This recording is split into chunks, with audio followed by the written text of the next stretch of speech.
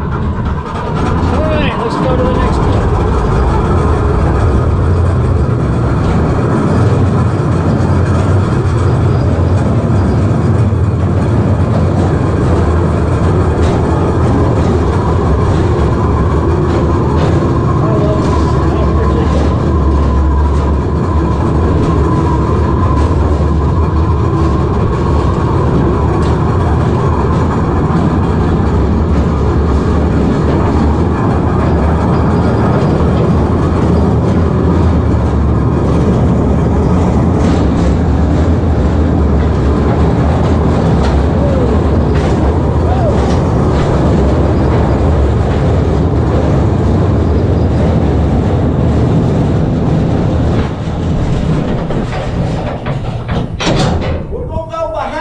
Back through to the right, through that switch. Okay.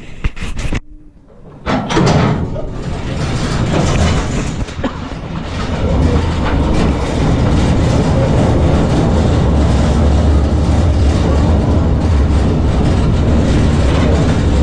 bet you Andre the Giant would have a hard time here.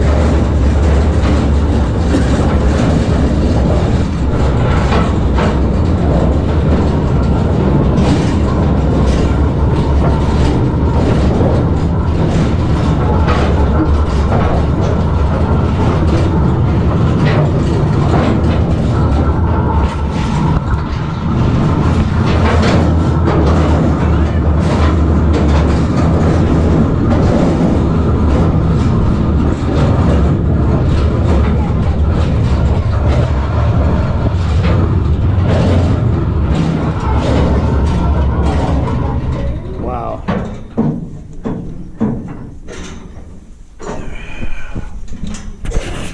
Punching machine, that sucker's old. Now this right here would be a working room or entry, whatever you want to call it, for a hand loader. If you had 10 men in here hand loading, it'd be like 10 places scattered out down through here. There would be only one man in here working. Now if that man was not able to load 6 coals, he'd bring a boy with him up to 15 years old. 6, 8, 10, 12, whatever. They called it training that boy. He never got paid 1 penny for that. But it did help that man keep his job safe. Now by working for a coal company, this height is 26 inches. That's what the man's working in. He's crawling in here. This is called scratchback mining. I worked out 44 years. I worked about 11 years in that low coal. And those old guys called it scratchback. That's a good name for it. Still got a few scars on my back. That's why my knees hurt all the time. I couldn't do it now, but back when I did it, I didn't mind it. You know, you're a lot younger than me. Now, for this man to make this cut, he's going to crawl in here, get up against that coal, lay down on his side, take his pick, dig in the rock and undercut underneath that. That's probably 6, 7 foot wide, maybe a little wider. But dig at least 4 foot under that. Then he's got to drill 3 holes, 4 foot deep.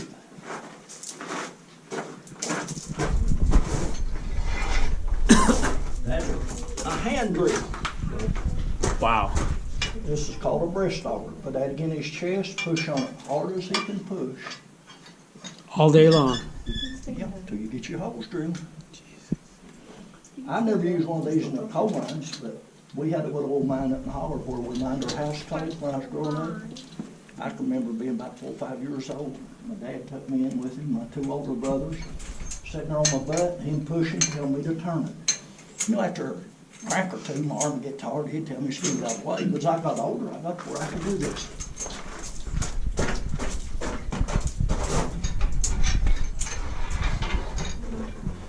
After old miner gets these holes drilled, he crawls out the mouth of the place. That's where he keeps his powder. Back in, they use black powder. See if I can get down here. They fill him up 3 bags, that black powder, crawl up there and stuff it in the hole. Take a tanking stick like this one with mud, clay, whatever, just pack it in tight. Now this has a brass end on this. That's state law. For every law ever wrote, you've probably been a coal miner killed. Someone used a metal rod, tanked up a shot, got an arc. So then you have to use brass. After he gets those holes tamped up, he takes a pin, rod, whatever you want to call this, shoves him a hole back in all three of those shots. That's where he puts his fuses. They were called squibs. They look like wicks on a firecracker. Takes back there, ties them all together. Then he's got to crawl out here and warn his co-workers because he don't want to put a shot off without letting them know. Fire! Fire! Fire in the hole! They do the same for him. Then he crawls back there and he lights that squib. He's got to get out there before it goes off, hopefully. As soon as that shot goes off, he don't wait for that dust smoke to clear out. He's a boss out here. He's got 3 cars, shove them up in here one at a time. Right up in that dust and smoke. That height, there's not enough room to turn that shovel over. Take a board off front of that car, shove his car up here, block it, and he get down on his knees, start slinging the coal back in that car. Keep moving the car up till he gets it loaded. Has any rock, those don't go side like you see right here. You don't get paid for no rock. He'll get 3 cars out of that cut. Once he gets those 3 cars loaded, there'll be a crew up there to take them outside. He'll set a timber on each side of this like you see and do that same sequence to get his 6 cars. Do that cut again. What's the time frame for when he's drilling the when he's setting it up to blow it? How long does it take to do? They said on average it'd take 2.5 hours to dig that blue shell rock out from under it. And then to load the coal car, how long does that take? It'd take them that long because they could fling some coal with that shovel. Jesus. Talk about arthritis. And that ton was actually a metric ton. What is a metric? A couple hundred ton more, I'm not sure. Yeah. They was cheating them out. They had every car in the men didn't know. But those 2 timbers, that's the only thing the company supplies that man with. Everything else he uses, he Wow. buys it at the company store. Comes out of his wages.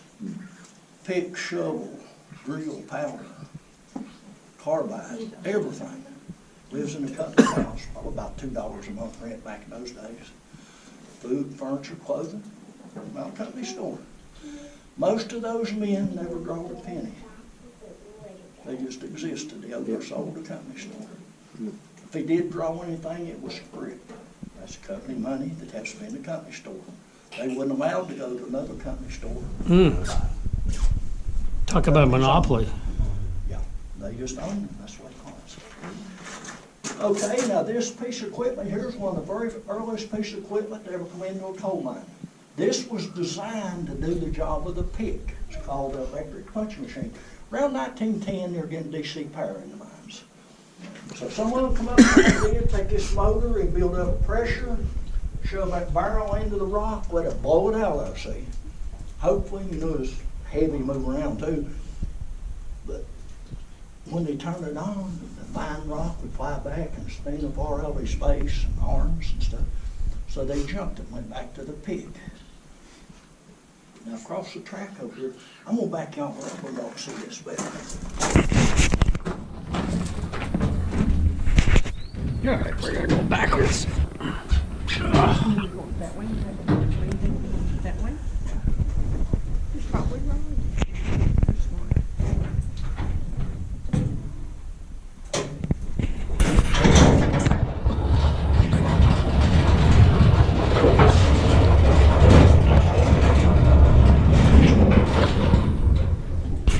That orange piece of equipment is a scoop. All your coal mines today use scoops to clean roadways and haul supplies and things. They're battery, DC battery powered. Bill Drumheller built that thing in 1963 in his spare time at his house, a garage at his house. Bad thing about it, he didn't get a patent. Someone else saw it and patented it and made a fortune off of it. Now that Jeffrey loading machine, that came along around 1930. That is what replaced your hand loaders. In that time frame, they were probably working 10-hour shifts, making about $3 a day, getting scale wages. Now, that old load machine has arms on the front to gather out the coal, chained down the middle with a boom on it. That operator would shove it or tram it up into a cut. His buddy would shove a car under the boom. Now, that thing will load a car in a minute or so. Really increased production. But it also loaded a lot of rock. So the coal companies are a lot of young boys, young as 6 years old, and older men, having them pick and slate out of that coal to develop their tipples and preparation plants like they have today. Anybody have any questions before we go to the next place?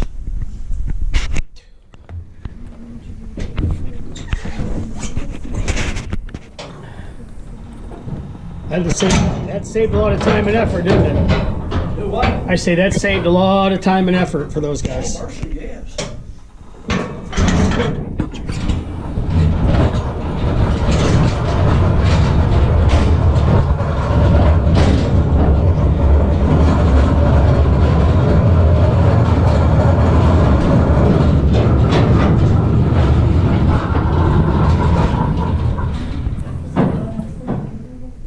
I noticed everybody done come out with this Goodman cut machine. Now, this is what replaced the pig. It looks like a chainsaw that a logger would use. This one has an 8-foot bar. The chain goes around it, has bits in it. When I started in 1970, the ones we had was a Joy, a whole lot more modern than that, and that had 11-foot cut bar, bigger cuts. Now this would do the undercut in the coal, not the rock. It's sunk right in the bottom of the coal, sunk it up the complete 8-foot, cut it across. A complete undercut for you dig 6 inches with that rock. That's how fast that was. Now that really increased production. Then you had your drills, some were hydraulic, some were electric, to make a drill a whole lot faster. And by then they were using dynamite and caps, made it a lot more efficient. That piece of equipment, when the operator was running it, you put your hand right there with the brightest light you could get. You couldn't even see your hand. That bug dust, that fine dust falling right up our faces. My 2 older brothers run those for years. I think my dad run the old bottle machine. One brother called it whittling coal. That's how good he liked that job. One of them died 56. Well, not the youngest brother, but the one above me. My dad 58, and my oldest brother was 60. Lung disease. Eat all that dust. Jessel, question for you. Knowing all this prior to when you were young, why did you come to work in the coal mine? I was kind of brought up in it, getting house coal and stuff like that. And then when my dad got laid off, we moved out of the hogging. He worked in timber business and logging and stuff for a few years. Either that or go to Cleveland. My dad died when I was 15 years old in December. Probably about March or April, my brother, the one that was 56, he introduced my mom to the guy he worked with. She went moved in with him and told me to quit school and go to Cleveland and get a new job. That's where my other brother was. So then go ahead. So I kept that house. After a while, she'd get mad at him, then she'd move back. You know how that goes. Anyway, I got through school, but then I got me a job in the mines. And I enjoyed it. I really did. I really enjoyed it. I know you're going to tell us this, but what are these round things here? These Those are so I bought them over here this year. They come in your coal seams. That biggest one probably weighs 250 pounds or more. big one, 250 pounds. Oh, that one probably weighs more than that. Those smaller ones are pretty heavy. How do they get created? How is it done? I'm not sure. All your pressure down on your coal seam, I guess. That old boy brought me that, had it back in the pickup truck. He reached in there like it was a basketball, handed it to me. I went to my knees. I wasn't expecting that kind of thing. It got me through. But I mean, it's heavy. Wow. Amazing. All right, let's get back to this right here. This bolt machine. That's how you cut these roadways 20 foot. See these roof bolts on the top? Yep. That's what holds your top up, right? Well, you can widen your entries out. The length of your bolt is determined by the holes you drill. No more than 4 foot apart, any direction, 4 foot of your sides. This old bolt machine here is one of the very early single heads. Now, this is a Long Paradox, I believe, probably 1941 to 43 model. When they first started, they had like jackhammers they drilled holes with real slow. Now, when they got this rotating head, it made the whole lot faster. But this drill steel in here, drill your hole in the top like you see right here. And these are the old conventional bolts that you played on, shoved up in there and tightened it up, towards about 160 foot-pounds. This is like an anchor in cement. What, about 4 inches out of the hole there? It just tightens up. Now these were bad to bleed off. Y'all in a hurry? I'll tell you about these bolts. Nope. That little scratchback mines that I worked in, this was in 1989. Forget it. We were using this type bolts. The men went on in, we started at 6 o'clock in the morning. Went on inside, started producing coal. I talked with the Hoodell guys, then I went in, I'd farm off the whole line through the day, and then I'd put right up orders for extra crew what needed done. I went up that section that morning, I was on that section by 7 o'clock. Just probably a few minutes after, pretty much 15 minutes maybe. Stayed up there a little while and left. I was the guy for there to take a break. When I started back off that section, I had went 100 yards. That whole roadway fell in. It was unreal. If I remember right, it's about 2,600 foot. I'm not real sure on that. I don't know if it started on this end and went that way, or started in the middle and went both ways. But anyway, I had to go up a section, we laid all those men off. Had to get them all outside down the Beltline escapeway. It took us 3 months to clean all that up and rebuild it. Men lost all the wages, company lost all the earnings. Now, this type bolt, that right there failed. If we were using this type bolt right here, off would not have failed. This come out in 1974, screw bolts. Top shell on one side, I guess a hardening agent, whatever on the other. The hole you drill for this is just big enough to put your glue in, real small. Shove your glue up in the hole. You take this roof bolt, stick it in the head of that bolt machine, and shove it up in there and start rotating it. See, that mixes your glue. 4 foot bolt, usually about 10 seconds you're gonna get it up in. If you're along there and that glue sets up, all you got is a good back scratcher. It ain't going no further. Right. If you're in the hole. Good bolt man get it up just about every time. But you get that thing up here and hold that whole 4 foot is holding. It even seeps out in the cracks and binds it all together, see? That top would never fail to be used. When we call those guys back to work, get down on supply yard.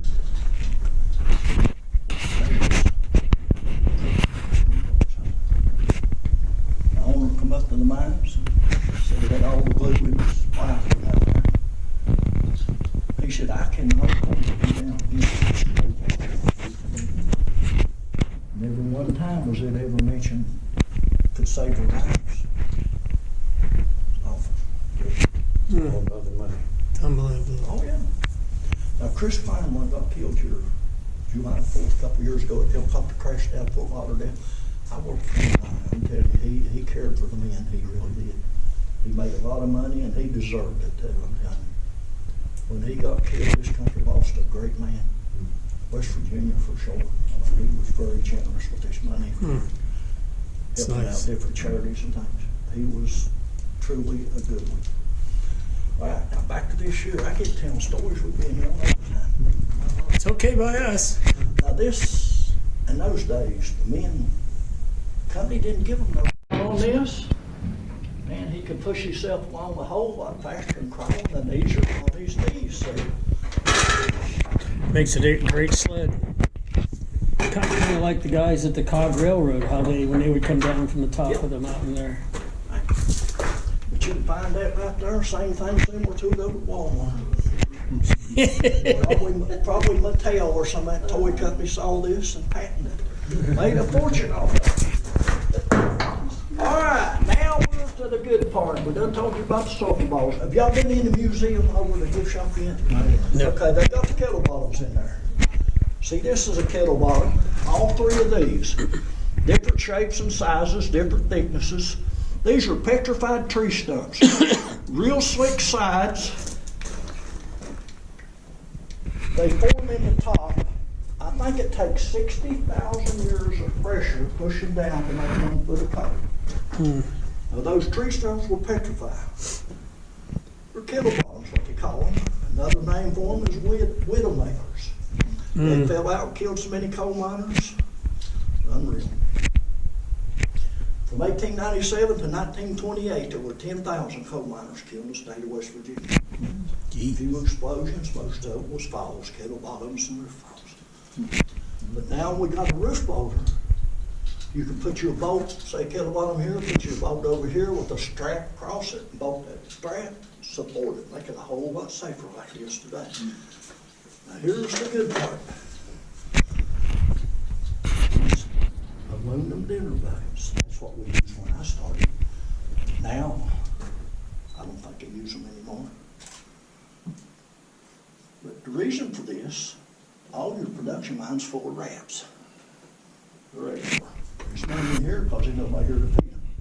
The rats are truly good friends of coal miners. Rats would eat their lunches when they're in their paper bags, they claim. But I know coworkers eat a lot of lunches too. Man had something on all this, they'd say, well, a rat stuck his tail in there with that lid up, see? And that rat would eat their lunch. I never did believe that. I had a lady in here a couple of years ago who trained rats in different, her field. She said they're probably smart enough to do that. I've never seen them do it, but whatever. And this part here's a dessert pan. Back in, he'd bring a piece of cake, whatever his wife would make, or a fried pie or something, you know. Now, if he didn't have no dessert, she was probably mad at him. No doubt. Send him a message. He'd have to get back in line. See? And then here, sandwiches, biscuits, even pepperoni rolls. You ever eat a pepperoni roll? No. They were invented by the coal miners up around Parkersburg. Had folks in here recently said no, it was Fairmont. So I'm gonna say Parkersburg or Fairmont. That area, the Italian miners would bring those pepperoni rolls in. But you would always bring extra in this bucket to feed the rats. Because rats can sense a disaster. I don't know if they can sense the methane build up. Maybe they could hear this top moving where we couldn't hear it. But there's none in here. If there's 3 or 4 coming down this track going that way, we're going with them. That's how much I trust them. No kidding. They're smart animals. Never heard that in my life. This is true. They are like a sinking ship. Rats fell off. Yeah. Yeah. Okay, in the bottom here, he brings water. Somebody drinking his water with no rat in it. So he had to do something to stop it. What do you think he done? False teeth in there. I seen them on miners getting chewing their jaw. They want you to see them stick their teeth right in the water. Nobody drinks the water. Well, that's for certain. Anybody got any questions on any of these? Take your time. I can't have you on overtime now. Sure you can. All right, folks, along with me is Miss Bill and Diane over there. Miss Bill and Diane, I like that one. That was a good one. It's that lack of air in here. That's why I'm different. All right, here we go. Lead the way, boss.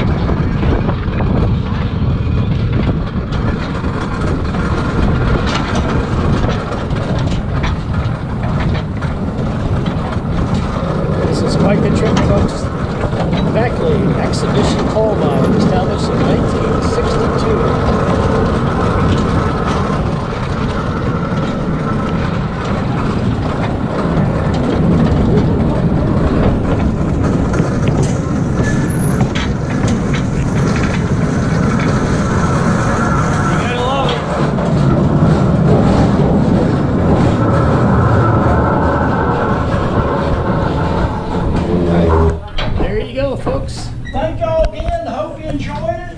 And watch your step on this side over here. Hey, Jess, I got one more question. Yes, sir. How come you got tank on the side of your helmet? What's that? Well, that What- was a what nickname. nickname? That was my grandfather's nickname. So Grandfather's? I got stuck with it. Tank Turner.